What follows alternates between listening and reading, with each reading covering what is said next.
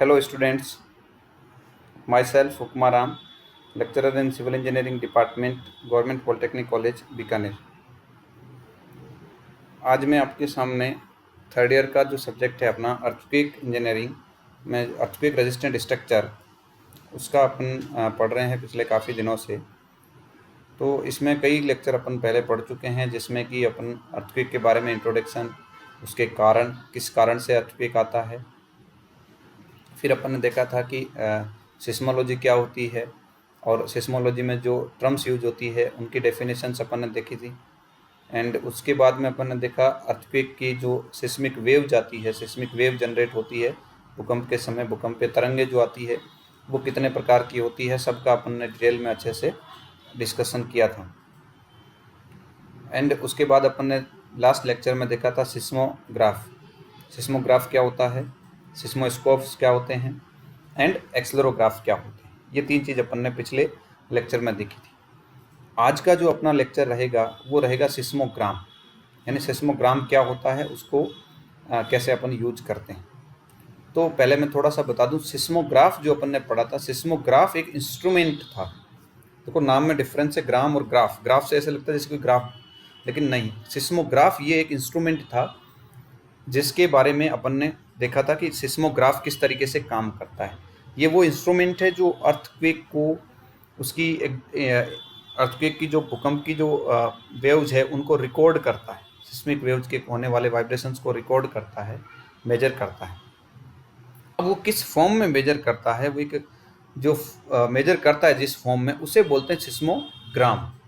यानी सिस्मोग्राम क्या करते हैं, जो जिस फॉर्म में अपने पास रिकॉर्डिंग स्टेशन पर, जिस फॉर्म में अपन ने अर्थक्वेक को रिकॉर्ड किया है by the help of seismograph, उसको अपन कहेंगे सिस्मोग्राम। यानी सिस्मोग्राफ की सहायता से जो अपन ने रिकॉर्ड किए हैं अर्थक्वेक के वाइब्रेशंस को, उसे कहते हैं सिस्मोग्राम। तो मेन चीज़ मैंने बताई क्या है चीज़। अब अपन एक एक चीज़ मैं आपको इसमें पढ़ के बता रहा हूँ। The record of an earthquake is called as seismograph. यानी अर्थक्वेक का रिकॉर्ड जो है, जिसको जो डाटा एक तरह से सीट मान लो या ग्राफ टाइप में जो अपने पास है, उसे ही कहते हैं सिस्मोग्राम। ये जैसे अपनी ईसीजी की रिपोर्ट आती है, लगभग वैसा सा ही कुछ होता है दिखने में। एक बार जैसे ईसीजी की अपनी रिपोर्ट आती है इस तरीके से, अपनी ईसीजी की ये ऐसे ऐसे ऐसे रिकॉर्ड आती है, ये रिपोर्ट में आता है सारा, उसी टाइप का कुछ अर्थक्वेक का मोशंस होता है, वो रिकॉर्ड होता है। तो वो जो रिकॉर्ड है वही कहलाता है अपना सिस्मोग्राम। नेक्स्ट है, in a seismogram the earthquake waves are recorded in the order they arrive at the recording station. यानी सिस्मोग्राम में जो अर्थक्वेक वेव्स है, जो अपन ने पढ़ी थी अर्थक्वेक वेव्स, जैसे primary waves and secondary waves. तो प्राइमरी वेव जब वो पहले पहुंचती है रिकॉर्डिंग स्टेशन पे, सेकेंडरी वेव्स बाद में पहुंचती है, उसका भी रीजन था, वो अपन ने डिस्कस किया था पहले के लेक्चर में। तो ये उसी ऑर्डर में रिकॉर्ड करता है जिस ऑर्डर में वो पहुंचती है। यानी जो पहले पहुंचती है उसको पहले रिकॉर्ड करता है, जो बाद में पहुंचती है उसको बाद में रिकॉर्ड करता है, सेम ऑर्डर में वो रिकॉर्ड करता है। P waves being the fastest, यानी पी वेव्स जो अपन ने पढ़ी थी, जिसको प्राइमरी वेव्स बोलते हैं, वो फास्टेस्ट होती है, सबसे तेज होती है, इसलिए वो सबसे पहले रिकॉर्डिंग स्टेशन पर पहुंचती है। और पहले रिकॉर्डिंग स्टेशन पर पहुंचती है तो उनको रिकॉर्ड भी पहले कर लिया जाता है, इसलिए लिखा हुआ recorded first. Followed by S waves, यानी उसके बाद में एस वेव्स को रिकॉर्ड किया जाता है। एंड देन स्लोवेस्ट जो एल वेव्स है उसको रिकॉर्ड किया जाता है। यूजिंग द टाइम, टाइम को यूज करते हुए, the various waves take to reach the station, the location of epicentre and hypocentre and focal depth can be determined. जैसे अपन न्यूज़ में देखते हैं कि ये इसका जो ईपी सेंटर था वो पृथ्वी से 30 किलोमीटर नीचे था, 35 किलोमीटर नीचे था। तो ये जो हाइपो सेंटर है वो कितना नीचे था, कितना ऊपर था। तो ये जो चीज़ें हैं ये कहाँ से पता चलती है, ये जो वेव्स अपने पास आ रही है वो कितना टाइम ट्रेवल करके आ रही है, कितना टाइम उनको आने में लग रहा है, उसके अकॉर्डिंग अपन डिसाइड करते हैं कि इसका ईपी सेंटर कितना नीचे होगा। As already explained, all earthquakes are not of concern for civil engineers. यानी सारे सिविल इंजीनियर के कंसर्न के नहीं है। Only earthquakes causing strong motion are relevant to civil engineers. अपने लिए सिविल इंजीनियर्स के लिए जो है वो स्ट्रॉन्ग मोशन वाले अपने काम के, क्योंकि बहुत अगर हल्के माइनर है तो वो कोई डैमेज नहीं करती है, अगर बहुत ज़्यादा है तो उसको सहन करने के लिए अपने को अर्थक्वेक रेजिस्टेंट स्ट्रक्चर बनाने पड़ते हैं, जिसमें कि अपने जैसे मेनली बात करते हैं जोन 4 और 5। वहाँ अपने को अर्थक्वेक रेजिस्टेंट स्ट्रक्चर बनाने कंपलसरी हो जाते हैं, मस्ट हो जाते हैं। अगर उसके बिना अपन बना रहे हैं तो कभी भी अपना घर टूट सकता है।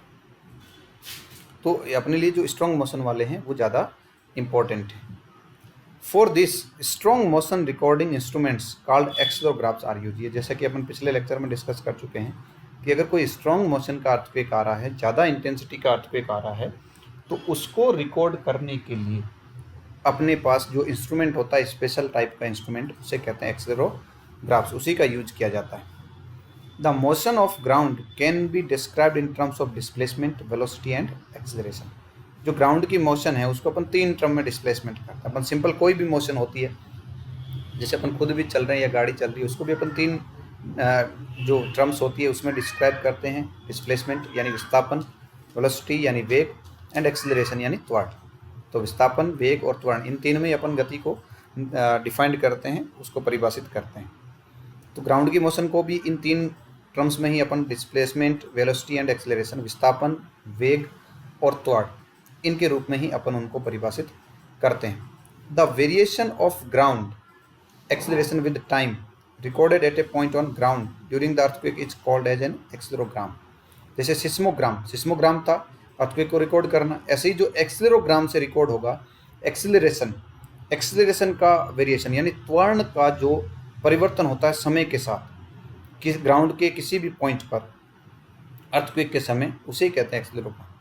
यानी अर्थक्वेक के समय किसी बिंदु पर जो पृथ्वी के मोशन है, जो वाइब्रेशन है, जो भूकंप का वाइब्रेशन है, उसके त्वरण में समय के साथ जो परिवर्तन आते हैं उनको जो रिकॉर्ड करते हैं उसे ही अपन कहते हैं accelerogram. An accelerogram is shown in figure. अभी अपन देखेंगे फिगर ए और बी, उसमें एक्सेलेरोग्राम है और उसमें तीनों कंपोनेंट हैं मोशन के, अर्थक्वेक मोशन के तीनों कंपोनेंट है वो शो कर रहे हैं। तो पहली चीज़ समझ में आई आपके ये कि सिस्मोग्राम जो सिस्मोग्राफ के रिकॉर्ड को रिकॉर्ड करता है, उस रिकॉर्ड को रिकॉर्ड करने के बाद जो रिकॉर्ड आता है अपने पास सीट है, उसको कहते हैं सिस्मोग्राम।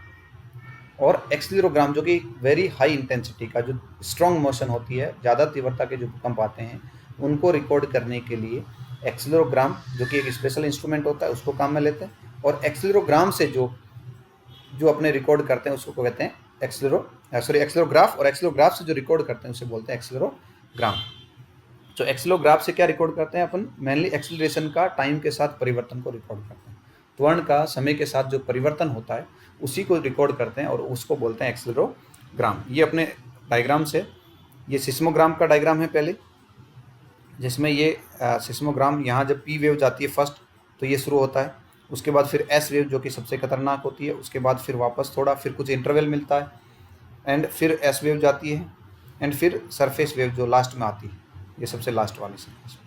तो 3 ये पी वेव्स, फिर एस वेव्स एंड फिर लास्ट में जो सरफेस वेव जाती है। तो इस तरीके से ये रिकॉर्ड करते हैं। ये रिकॉर्ड किया हुआ जो चीज़ है यही पूरा कहलाता है सिस्मोग्राम। जैसे ये यहाँ पे स्टार्टिंग में earthquake happens at A time 0, यानी यहाँ अर्थक्वेक आया, उसके बाद first P waves arrives eight little over 2 minutes later, यानी आप अर्थक्वेक आने के लगभग बाद में 2 मिनट तक अपने पृथ्वी पे पहुँचने में उसको समय लग जाता है पी वेव्स को। फिर उसके बाद में the first S waves arrive 4 minute later, यानी ये इसके लगभग 2 मिनट बाद में, टोटल 4 मिनट और इसके 2 मिनट बाद में यहाँ एस वेव जाती है। एंड ये सरफेस वेव जो कि अलोंग द सरफेस चलती है, पृथ्वी की सतह के अलोंग चलती है।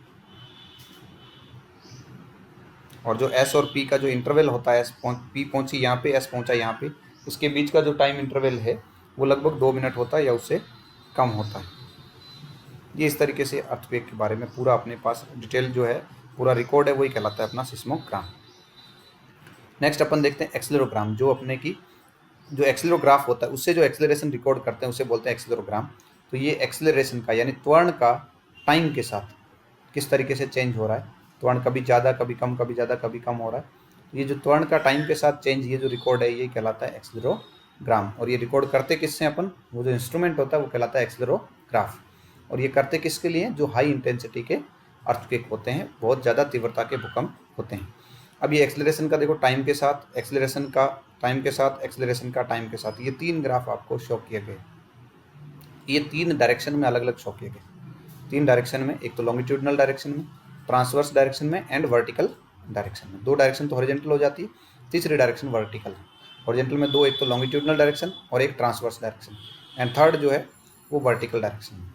तो वर्टिकल डायरेक्शन में मोशन इन 2 के कंपैरिजन में कम होता है, ट्रांसवर्स डायरेक्शन में और लॉन्गिट्यूडनल डायरेक्शन जो कि हॉरिजॉन्टल डायरेक्शन है, हॉरिजॉन्टल दिशाओं में ज़्यादा मोशन होता है, ज़्यादा त्वरण परिवर्तित होता है समय के साथ, और जो वर्टिकल मोशन है उसमें कम होता है, इसलिए इसका एम्पलीट्यूड देखो कम है, इनका एम्पलीट्यूड काफ़ी ज़्यादा है। ये अपना समय के साथ, इधर टाइम और इधर एक्सेलरेशन, सारे ग्राफ एक ही है, सिर्फ डायरेक्शन अलग अलग है। ये लॉन्गिट्यूडनल, ये ट्रांसवर्स डायरेक्शन में त्वरण के परिवर्तन को दिखा रहा है, लॉन्गिट्यूडनल यानी जो अनुदैर्ध्य, ये अनुप्रस्थ, और ये ऊर्ध्वाधर दिशा में। ये इन तीनों दिशाओं में जो अपना एक्सेलरेशन है, त्वरण है, समय के साथ किस तरीके से बदल रहा है उसको प्रदर्शित करते हैं। तो ये जो रिकॉर्ड है, ये जो पेपर्स पे रिकॉर्ड किए हुए चीज़ें हैं, इनको बोलते हैं एक्सेलेरोग्राम, और जो इनको रिकॉर्ड करता है, जो इंस्ट्रूमेंट है, वो एक्सेलेरोग्राफ है। तो ये आपको बहुत ज़्यादा ध्यान रखने की चीज़ है। What is the difference between accelerogram and accelerograph. और एक्सेलेरोग्राफ या एक्सेलेरोग्राम कब यूज करते हैं? अपन एक्सेलेरोग्राफ यूज करते हैं जब अपने को हाई इंटेंसिटी का अर्थक्वेक मेजर करना हो, यानी बहुत ज़्यादा तीव्रता का भूकंप अपने को नापना हो, तो अपने यूज करते हैं एक्सेलेरोग्राफ। अगर कम का या मीडियम का नापना हो तो सिस्मोग्राफ। एंड अगर कोई सिस्मोग्राफ ऐसा है जिसमें टाइमर नहीं है, मीन्स जो ड्रम है वो फिक्स रहेगा, तो उसे अपन कहते हैं सिस्मोस्कोप्स। और सिस्मोग्राफ से रिकॉर्ड होने वाली चीज़ क्या कहलाएगी? सिस्मोग्राम। एक्सेलेरोग्राफ से रिकॉर्ड होने वाली चीज़ क्या कहलाएगी? एक्सेलेरोग्राम। तो ये छोटी छोटी टर्म्स है, बहुत ही इंपॉर्टेंट टर्म्स है। नेक्स्ट है अपना यूज ऑफ सिस्मोग्राम, यानी सिस्मोग्राम का यूज अपन किसके लिए करते हैं, क्या पर्पज होता है अपने सिस्मोग्राम का यूज करने के लिए। सिस्मोग्राम is use for following purposes, किसके लिए काम आ सकता है? सिस्मोग्राम is use for determining the EP centre of the earthquake. Earthquake का ईपी सेंटर ज्ञात करने के लिए काम आता है, कितना नीचे है, क्योंकि अपन वो रिकॉर्ड करेंगे तो जो वेव जाती है उसी के अकॉर्डिंग अपन ईपी सेंटर की लोकेशन पता करते हैं। Seismograms are the record of the earthquakes. Seismogram है वो अर्थक्वेक के रिकॉर्ड होते हैं, इसीलिए thus they are used for obtaining the seismic parameters, यानी वो सिस्मिक पैरामीटर्स को ऑब्टेंड करने के लिए। सिस्मिक पैरामीटर्स का मतलब जो अपन डिज़ाइन पर्पज में जब अपन स्ट्रक्चर का डिज़ाइन करते हैं तो उसमें कितना सिस्मिक फोर्स लगेगा, उसके लिए एक्सेलरेशन आता है, सिस्मिक एक्सेलरेशन, एंड उससे अपन सिस्मिक फोर्स ज्ञात करते हैं। भूकंपीय त्वरण से भूकंपीय बल अपन ज्ञात करते हैं, और उन बल के हिसाब से फिर अपन सिस्मिक फोर्स के हिसाब से स्ट्रक्चर जो है अपना उसको डिजाइन करते हैं। And also identify the seismic zones, यानी सिस्मिक जोन को भी अपन आइडेंटिफाई करते हैं कि ये सिस्मिक जोन सेकंड है, थर्ड है, फोर्थ है और फिफ्थ कौन सा है। तो ये सिस्मोग्राफ के सबसे पहला कि ईपी सेंटर पता करने के लिए, दूसरा क्योंकि ये रिकॉर्ड करके रखता है इसलिए अपने उस रिकॉर्ड को यूज करते हैं जब अपन स्ट्रक्चर की डिजाइन करते हैं उस समय, ताकि अपन सिस्मिक पैरामीटर्स यानी सिस्मिक एक्सेलरेशन, उसका फोर्स वगैरह वो सब ज्ञात कर सकें। और सिस्मिक जोन को आइडेंटिफाई करने के लिए, यानी सिस्मिक जोन कौन सा है उसका पता करने के लिए। सिस्मिक जोन सेकंड है, थर्ड है, फोर्थ है, फिफ्थ है, क्योंकि इंटेंसिटी अपने पास है तो कम इंटेंसिटी वाला सिस्मिक जोन सेकंड, फिर ज़्यादा वाला थर्ड, उससे ज़्यादा वाला फोर्थ, एंड सबसे सीवियर कंडीशन सबसे ज़्यादा वाला जो है वो seismic zone fifth. सिस्मोग्राम also helps us in studying the seismic waves, their nature and propagation, यानी सिस्मोग्राम जो है उससे अपने को सिस्मिक वेव्स के बारे में स्टडी करने का पता चलता है, क्योंकि सिस्मिक वेव्स आती है तभी अपने सिस्मोग्राम उसको रिकॉर्ड करना शुरू करता है। उनकी नेचर, उनकी प्रकृति कैसी है, पी वेव, एस वेव जैसे जैसे रिकॉर्ड होती है। एंड प्रोपोगेशन, यानी उनका जो प्रोपोगेशन है, प्रोपोगेशन का मतलब उनका आगे बढ़ना वो किस तरीके से होता है, ट्रांसवर्स हो रहा है, लॉन्गिट्यूडनल हो रहा है, किस डायरेक्शन में हो रहा है, वो अपन सब ज्ञात कर सकते हैं। Which helps in assessing the time and severity of the earthquake, यानी अपने को उससे टाइम निकालने में और अर्थक्वेक की सीवियरिटी यानी कितना खतरनाक, कितना भयानक, कितना नुकसान करने वाला अर्थक्वेक है उसके बारे में अपने को असेस करने के लिए, उसको फाइंड आउट करने के लिए अपने को हेल्प मिलती है, किसकी? सिस्मोग्राम की सहायता से अपन उसको ज्ञात कर सकते हैं। तो ये अपने मेन पर्पस थे जिसमें कि अपन ने सिस्मोग्राफ को यूज करके अपने ईपी सेंटर ज्ञात कर सकते हैं और सिस्मिक पैरामीटर ज्ञात कर सकते हैं, सिस्मिक जोन को आइडेंटिफाई कर सकते हैं, और सिस्मिक वेव्स की स्टडी करके उनकी नेचर और प्रोपोगेशन के बारे में पता कर सकते हैं, तथा अर्थक्वेक की जो सीवियरिटी और टाइम है उसके बारे में अपन ज्ञात कर सकते हैं। तो ये था अपना यूज ऑफ सिस्मोग्राम। सिस्मोग्राम का कैसे यूज करते हैं अपन, सिस्मोग्राम होता क्या है वो ग्राफ्स के बारे में देखा।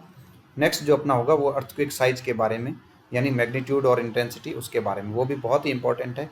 ये जो फर्स्ट चैप्टर है आपका basic chapter earthquake resistant structure का, बहुत ही इंपॉर्टेंट चैप्टर है पूरे इस सब्जेक्ट का, बिकॉज इसमें अर्थक्वेक से जुड़ी हुई सारी जो बेसिक टर्म्स है वो सारी यहाँ आ जाती है। उसके बाद में तो सारा स्पेसिफिक आता है। जैसे सेकेंड यूनिट में आपके इसका स्ट्रक्चरल जो डायनेमिक इक्विलिब्रियम है वो आता है, फिर आपका डैमेज का जो आता है, फेलियर किस टाइप के हैं, फिर आपका कोडल प्रोविजंस आ जाते हैं चौथी पाँचवीं छठी यूनिट में, और सातवीं यूनिट वापस एक जनरल डिजास्टर मैनेजमेंट की है। तो बहुत छोटा सा सिलेबस है, लेकिन जो फर्स्ट यूनिट है बड़ा सिलेबस है इसका फर्स्ट यूनिट का, और बहुत ही इंपॉर्टेंट है क्योंकि इसमें बेसिक टर्म्स सारी इन्वॉल्व होती है।